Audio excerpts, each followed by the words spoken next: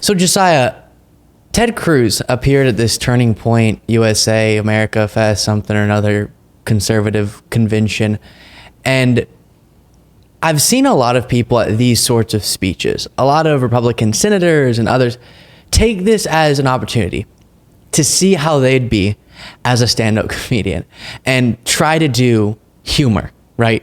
Deliver humor in a fashion that will really titillate the conservative audience. And I guess Ted Cruz was doing that, trying to be a funny guy. We're going to check in on how it went, starting with this moment. Left is so bad. They're so unhappy. They're so pissed off. And by the way, if you were a liberal woman and you had to sleep with those weenies, you'd be pissed too.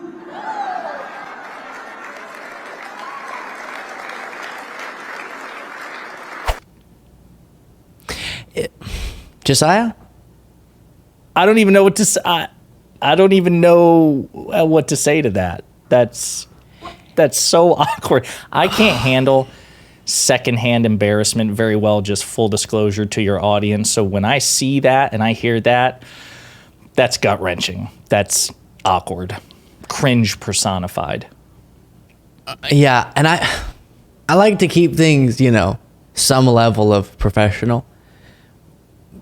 I guess I'll just say you would think a United States senator. Cruz, yeah. Oh, right.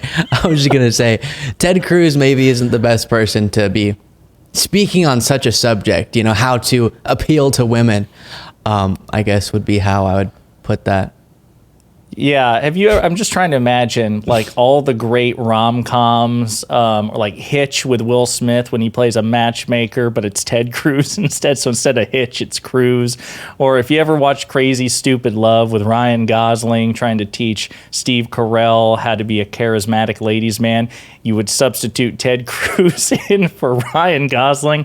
Just the unearned confidence of this person who, by the way, he wants to talk about chivalry and, this conservative sort of sex appeal. This is the man who openly endorsed the man who publicly insulted his wife and has never looked back. And he's just throwing that out there. For lack of a better term, dumb little character he plays, which you saw there. And also the moment you're referring to, he went on the debate stage when he was running, for those of you who don't know, against Donald Trump for president in the 2016 presidential primary. He went on stage after Trump alluded to his wife being ugly in some Twitter post and was like, "You can come after me, but not my wife," which is true. I would say that too, like defend your, family. But then 2 seconds later, he's like, "Oh, would you vote for Trump?" The iconic photo of him. Right, Trump did go. That's the thing. He did the bluff. How dare you? Don't you dare? Yeah.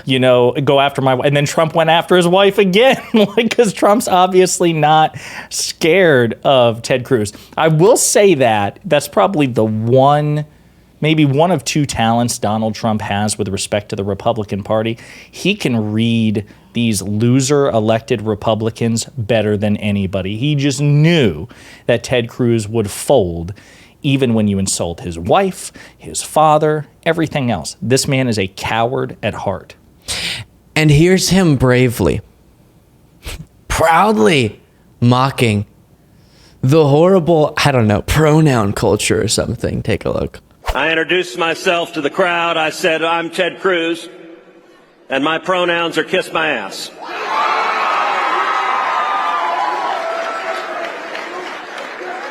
And I got to say, it was pretty wild, because after I did that, Roseanne Barr, who was here, she put on a comedy special.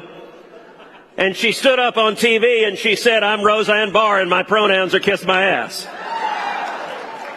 And I was like, hot diggity damn, I work in the Senate, but I get to write jokes for professional comedians on the side.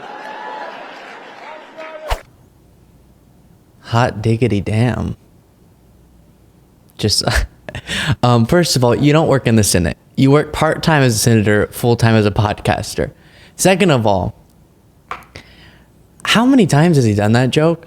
And third of all, I'm so sick of it. Oh, you're so clever and you're such a rebel because you're saying my pronouns are things that aren't pronouns. And Sorry, you go. I know. No, I just listen. So you've got what? A verb, an adjective, and a noun that he's saying those are his pronouns. Number one. Number two, again, this idea that it's almost like, I don't know if you remember this, but when people used to try to bash trans people, they would say that their gender is an attack helicopter and stuff like that. And Ben Shapiro and Matt Walsh and Michael Knowles used to giggle incessantly at that. And it's a constantly like regurgitated line. And Ted Cruz has been doing this for a while now. And then my favorite part is that he's like, listen, my comedy prowess is validated because the lead actress of a sitcom from like 30 years ago used the line. Like, Roseanne Barr is not Kevin Hart, or like, she's not like an A-list celebrity comedian these days. So I don't know, what are you talking about? Yeah, she's better known now for going on deranged, ridiculous rant at this event where she was like, communist, what was the other? She said caliphate, just calling the left everything, and clearly is not doing okay. But cool, she also thought kiss my ass was a funny set of quote unquote pronouns. But also, get a life. I was saying this on a recent bonus show. Care about things that impact a bunch of people's lives instead of obsessing as right-wingers do about all of these.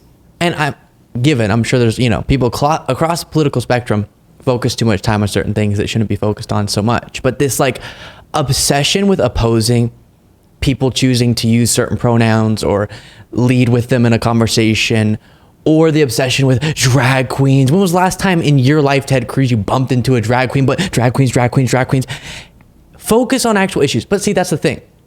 The reason why the culture war works for them is because when they focus on the actual policies that impact millions of people, they lose time and time again, as we talked about in a past segment, because their positions aren't popular. No, 100%. I mean, this is all they've got. I mean, it's the shoes that the green M&M wears. It's pronouns. It's Biden's coming for your gas stoves and stuff like that. It's Biden's trying to limit how many beer. Oh my! Do you remember that segment? I'm pretty sure it was either on OAN Newsmax or Fox News. He was doing an interview, and it was that brief culture war flare in which Republicans were freaking out that Biden's beer czar was trying to limit the number of beer you can drink at night, when all it was just health recommendations, which surgeons general always issue, always, Democrat or Republican. Joe Biden is not coming to your house, kicking down the door, and taking inventory of the beer in your fridge.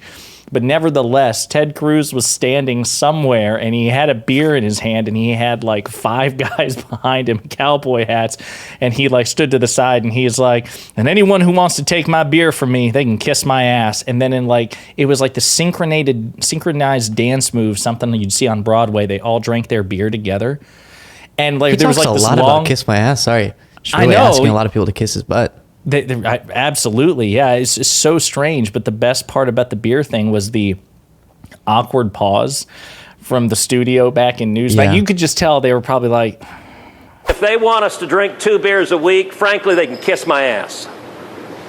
No, okay. Oh gosh, yeah.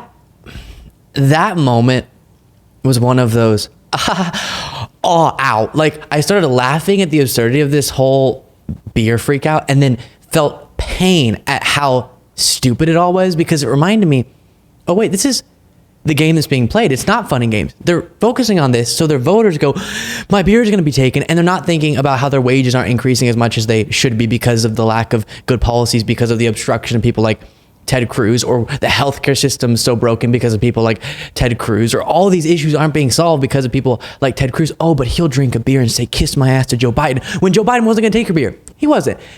Like you said, it was saying what's the most healthy, and it was a consideration about a recommendation. They hadn't even made the recommendation yet.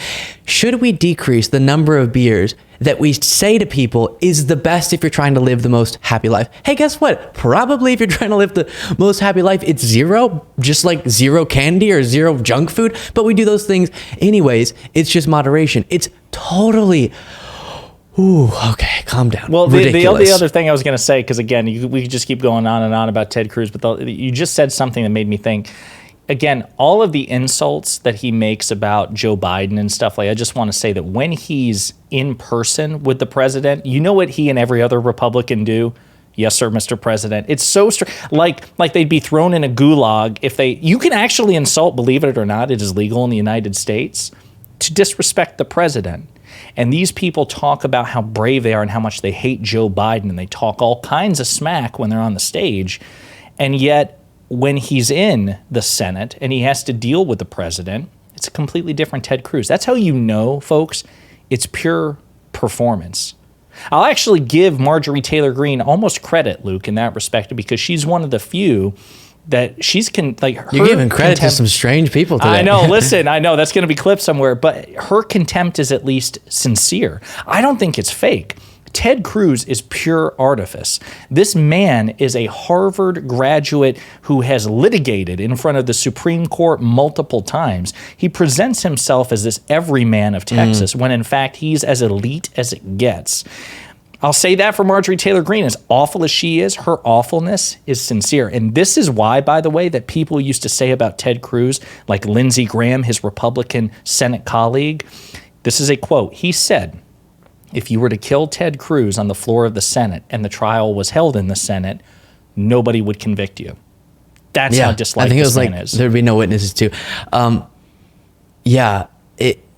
think his disingenuousness, almost all politicians have some level of it, but takes it to that next level that even people who technically agree with him on the stuff he's saying can't stand him. And I was actually talking to a Republican voter recently who said, I just hate Ted Cruz, even though I'm hardcore Republican. Was that Ted Cruz's wife? Were you talking it was his to wife. Ted Cruz? You weren't supposed to tell. I told you that earlier. It was his wife. You want to, before we go, plug your channel? Absolutely.